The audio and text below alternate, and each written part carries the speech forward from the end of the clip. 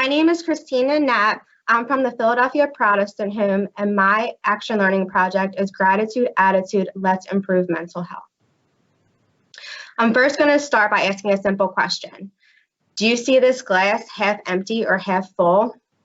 Did you know that having a gratitude attitude mentality is scientifically proven to improve positivity? Prime example. If it rains, are you the type of person that focuses on negativity, or are you the type of person that sees the positive in the day? As in, do you see the umbrella that you have in your office that puts a smile on your face? I'm passionate about this project because I started a daily gratitude practice a few years ago and started seeing the small bright spots throughout my day. Some of that included hearing the birds chirping in the morning, or in rush hour traffic, seeing the car that let me in front of them. All stuff that I was grateful for, but didn't notice it at the time. I want to have a gratitude attitude environment in my community to not only help the elders that we serve, but also the employees and others within the community. Having a gratitude attitude is scientifically proven to help energy, improve sleep, improve socialization, decrease stress, decrease anger, and decrease chronic illness, along with many other benefits. Going through this action learning project, as well as living through the pandemic, has really helped me focus on seeing that our residents' mental health is declining and is in more need than ever. And I'm hoping that having a gratitude attitude environment in my community will be the first step in this direction. Thank you. Hello, I am Jeff Masser, and I work at Phoenix Village in Southern Pines, North Carolina, and my action learning project is Mentoring Mondays.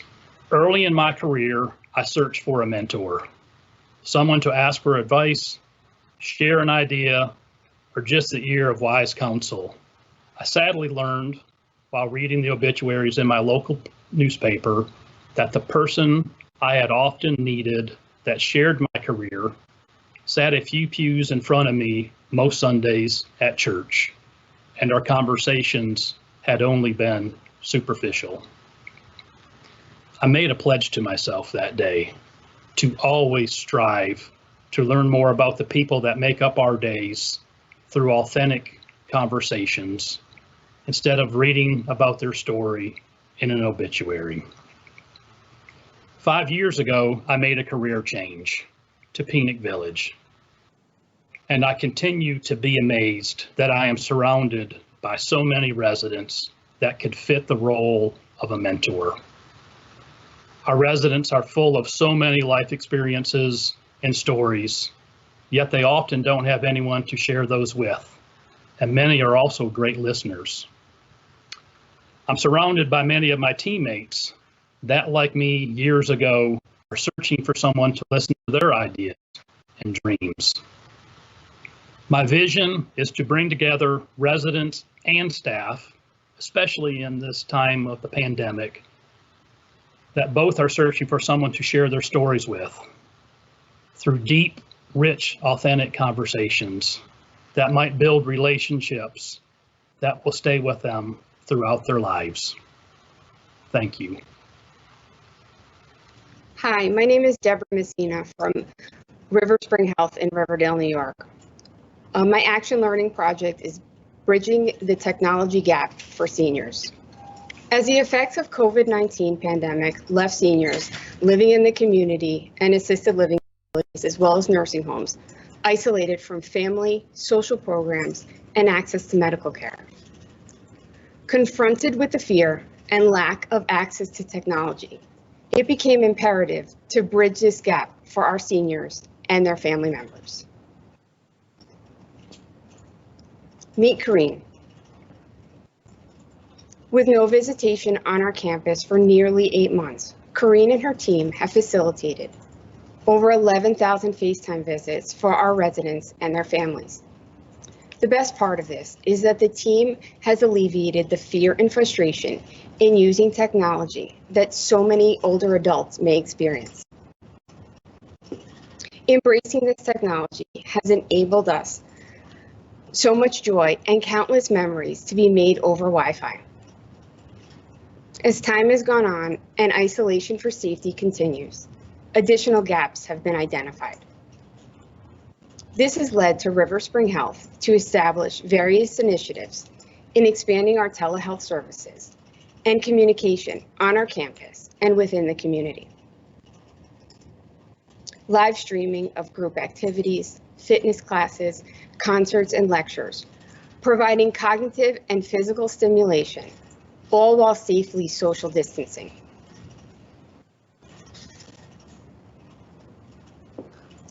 Visits to doctors and specialists can now take place at bedside within apartments. The design of smart apartments and the use of wearable technology for medical monitoring is already taking shape within our buildings.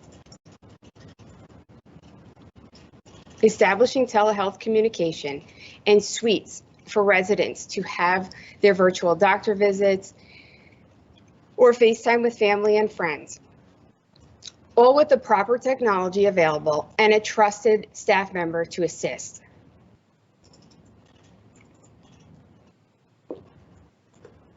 As a provider, my ultimate goal in bridging the gap of technology for our population means easing fears, breaking and reducing the isolation barrier, and enabling memories to be made. Hi, my name is Peter Milborn. I'm the Executive Director at Covenant Living of Colorado in Westminster, and the title of my action learning project is Disability, In It Together, Supporting One Another. I think about my action learning project from day one. I wanted it to be around older adults with disabilities, being able to live their lives in a continuing care retirement community for the rest of their lives. And this is a personal vision for me. Personal reason is this is a picture of my sister and I when we were younger, and my sister now, her name is Emily, and Emily has a rare chromosomal disorder. And so it's something that I'm thinking now is what can I do to be an advocate and a brother, and thinking about what support she's going to need in the future. And if nothing changed, if I decided and said I didn't want to do anything, what would that look like? You know, would she continue to be possibly isolated, alone, longing for support or community, having others around her encouraging her? Or if she ever needs assistance with assisted living or nursing care, where is she going to go? So then it changes to what if the possibilities are there, you know, we can have support around meals, nutritional support, really looking at whole person wellness and mind and strength and body. And also can be intellectual support, being there, residents and these older adults with disabilities supporting one another. And then the families having the peace of mind of knowing their loved one is taken care of. Also, it looks to being in a faith-based community in terms of praying and supporting one another, building upon each other. The Greek word that I remember is parakletos, means to come alongside of someone. And then what if the needs of being in a continuing care retirement community, access to future care, on-site physicians, and then the possibility of financial stewardship, a part of these communities. So why not? The roads are endless and the opportunities are there. The road there is paved, but where will it take us? And I think hopefully to a better future by taking away the dis and disability and focusing on the ability and living in joint partnership together. Thank you. My name is Ryan Miller. I represent Skyline, a life plan community in Seattle. My ALP is honoring those who care, and the inspiration behind my ALP started when I began hearing the untold journeys of our team members from where they once were to how they ended up caring for our residents. Let me introduce you to Sophia. I sat down with Sophia during lunch, and in getting to know her, I found that her and her husband felt that they could move to the United States to have a better life for their family. I was amazed to learn that she was a professor of nuclear physics at a university in her home country, and now is a housekeeper in ours. I'd also like to introduce you to Lynn. I got to know Lynn better after a nursing department meeting. Lynn left her country during Civil War. In attempting to flee, her and her husband were captured and placed in a concentration camp. Her husband was murdered in the concentration camp, and eventually she was released, and despite all odds, Lynn made it to the United States, enrolled in nursing school, and has now been a nurse in our community for quite some time. I've been astonished with what our team members have overcome, and yet they come to work every day to care for our residents. The familiar theme consistent through these journeys is sacrifice, compassion, and dedication. And these stories don't stop here. They're all around us, and these stories don't only come from those who have come from abroad. It's no secret that aging services isn't looked at very positively these days. So how do we change that? We can start with honoring each person that works in aging services. We can create awareness for those who care for our residents. That awareness generates appreciation and respect for those working tirelessly to care for our residents. We have a responsibility as leaders, a responsibility to take care of our team members. If we take care of our team members will take care of our residents. We all have a story to share. We just need someone to stop and listen to it. We must honor those who care. Thank you. Rachel Monger, LeadingAge, Kansas. My presentation, Unprecedented Care, Changing the COVID-19 Conversation. So we constantly hear that we are in unprecedented times. The COVID-19 pandemic has dealt a terrible blow to nursing homes across the country. Instead of more resources and support for homes during these unprecedented times, we often endured brutal headlines at the national and local level. We're also facing increased litigation threats and calls from lawmakers for more oversight and punishment of nursing homes. Those of us in long-term care know the real truth of this pandemic. We know that during this time of emergency, aging services are even more essential to the health and safety of our communities. Nursing homes are the ones who continue to protect and fight for residents when they're abandoned by the government. We know that long-term care workers are on the front lines of this pandemic, and they are healthcare heroes. They're working long hours, unsure if they have adequate PPE, if testing will be available, and no assurance that they won't contract this virus and carry it home to their loved ones. For the first time ever, LeadingAge Kansas is embarking on a public relations campaign to raise awareness of the long-term care community and the incredible work that you are doing throughout this pandemic. There are stories of heroism and beautifully touching moments between nursing home residents and all of the people that love them. The campaign is called Unprecedented Care. This is not just new to the association, it is also new to me, the person shepherding it. But through the leadership program, I've learned that part of being a leader is not always having the answers. And when experience fails me, my heart can lead the way. It is essential for our association to step up and tell our members' stories, to show that during unprecedented times and with so many urgent and unprecedented needs, every single one of our members stepped up to provide unprecedented care. Hi, my name is Kim Pascarella with LeadingAge. Today we are going to begin a conversation, the HR effect, diversity and leadership. I'm going to challenge us that when we think or talk about diversity, that we not limit the focus of that conversation to terms of gender or race, sexual orientation, age, or cognitive ability, but rather we concentrate on ensuring that all staff and communities we serve feel and are represented within our leadership teams. I'm so passionate about this issue because something is broken. Diversity in leadership is not just an aging services issue, but it's a much larger societal one. However, given the intersectionality of the work we do and the population of older adults that we serve, it makes sense that we would be thought leaders and innovators in ensuring diversity in leadership within our field. Why is diversity so important? Research suggests that diversity in leadership leads to innovation, increased productivity, improved performance, But even if these business cases didn't exist, leadership should be representative of the staff and the communities it serves. Where do we begin? Recognize that everything is connected. Current workforce needs to be evaluated, organizations and processes need to be looked at, identify the gaps that exist, and consider these questions. What are the learning and growth opportunities for staff? What does the talent acquisition process look like? Are the processes inclusive? How is HR ensuring equitable opportunity for all? Putting this puzzle together takes time, and while the Academy has taught me many things, spending time at the bottom of the U to understand and analyze so one can recommend a good strategy to address any issue is the one that resonates me most in this moment.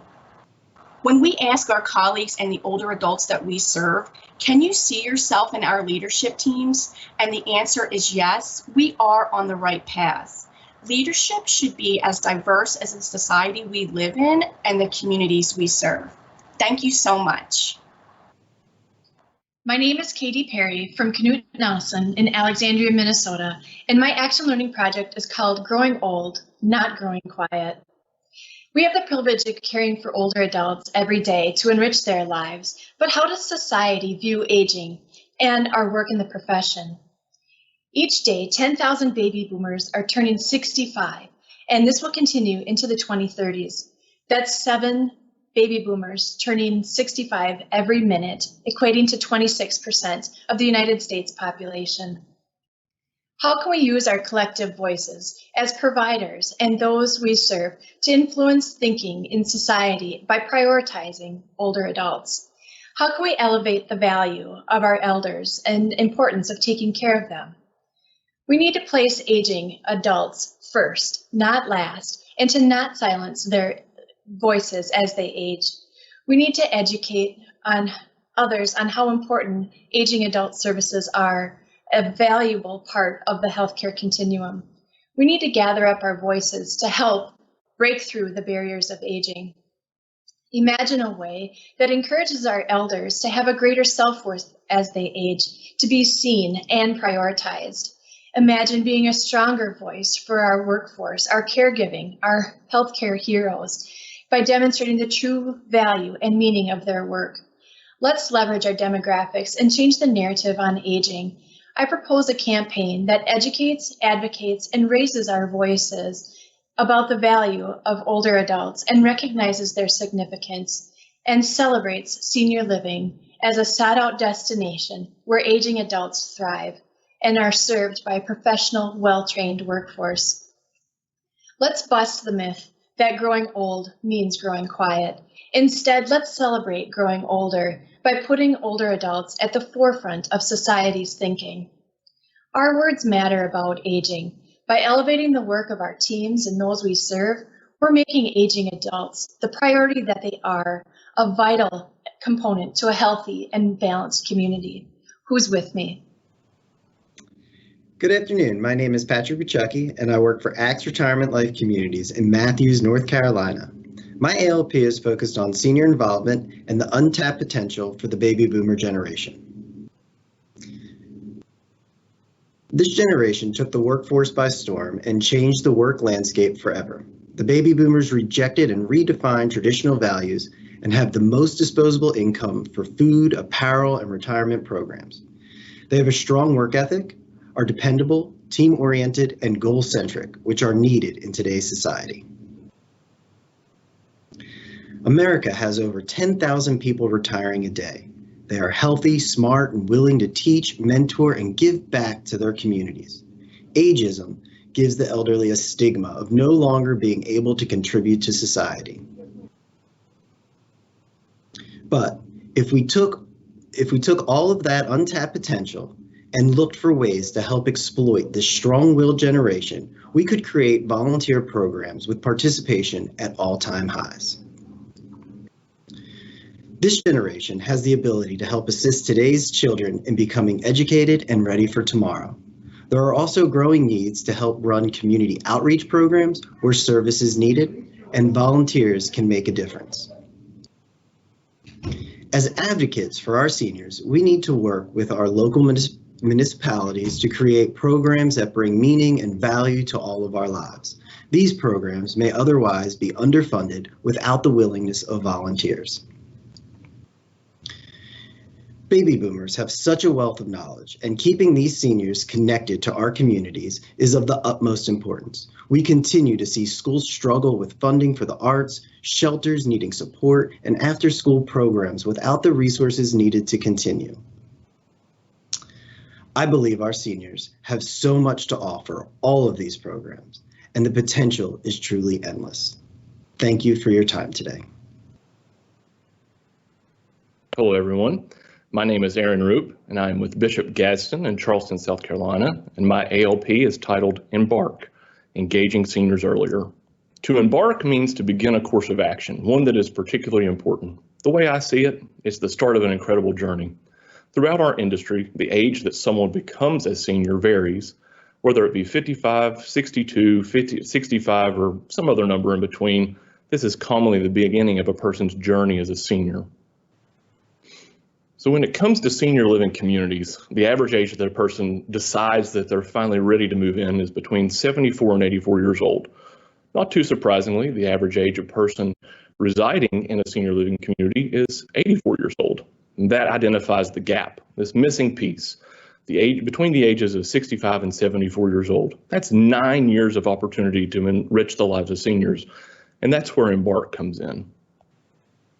So what you see here is the next great expansion for senior living communities, and that's meeting the seniors where they are, in their homes and in their communities. And it's an appealing expansion because there's little overhead or investment required to start engaging seniors earlier. It means we can begin right away. So there are 3 main objectives for Embark. First, change the way that seniors living outside of our communities view senior living communities, share our innovation, begin telling that story earlier. 2, provide the sense of security for younger seniors. While they may not need our support or our healthcare services, they can live their lives with joy and excitement, knowing that we're there for them if they need it. And 3, provide opportunities for recreation and socialization that aren't otherwise available to seniors that are still living in the greater community. So with a clear vision to enrich the lives of all seniors, not just those that are currently living within our communities, we have a plan to fully achieve our mission and to make senior living a celebrated part of society. Thank you.